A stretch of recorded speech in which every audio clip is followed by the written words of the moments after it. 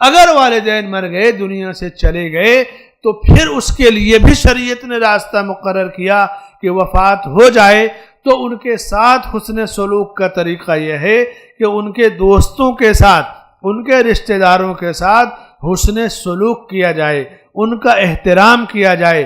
یعنی باپ یا ماں کے مرنے کے بعد باپ یا ماں کے ساتھ یہ بھی حسن سلوک ہے، ان کے حقوق کی ادائیگی ہے کہ ان کے رشتہ داروں کے ساتھ اچھا سلوک کیا جائے.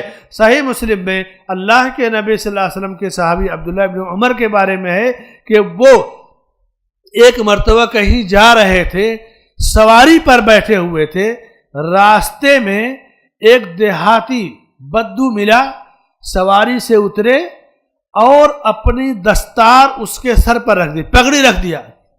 صحابہ کو بڑی حیرت ہوئی کہ پگڑی اس کے سر پر رکھ دیا اور جس سواری سے تھے وہ سواری بھی دے دیا. اور حیرت ہوئی، آج کے دور میں آدمی کسی گاڑی سے جائے اور اتر کر کے کسی کو گاڑی دے دے کہ یہ لو گاڑی تمہاری ہے، لے جاؤ، ایسا محال ہے، سوچنا بھی محال ہے. یہ کیسے کسی نے کسی کو بیٹھا لیا، لفٹ مانگا دے دیا، یہی بہت بڑا احسان ہوتا ہے آج کے دور میں. عبداللہ ابن عمر نے پگڑی بھی دیا، سواری بھی دے دیا. ان کے ساتھیوں نے کہا کہ یہ گنوار تھے، بدو تھے، دیہاتی، تو بہت تھوڑے پر راضی ہو جاتے، اتنا زیادہ دینے کی کیا ضرورت تھی.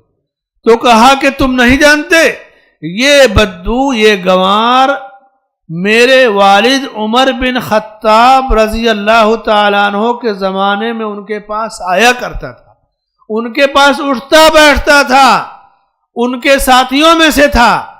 اور میں نے اللہ کے نبی صلی اللہ علیہ وسلم سے سنا ہے کہ والدین کے مرنے کے بعد ان کے ساتھ حسن سلوک کی ایک صورت یہ بھی ہے کہ ان کے دوستوں کے ساتھ حسن سلوک کیا جائے.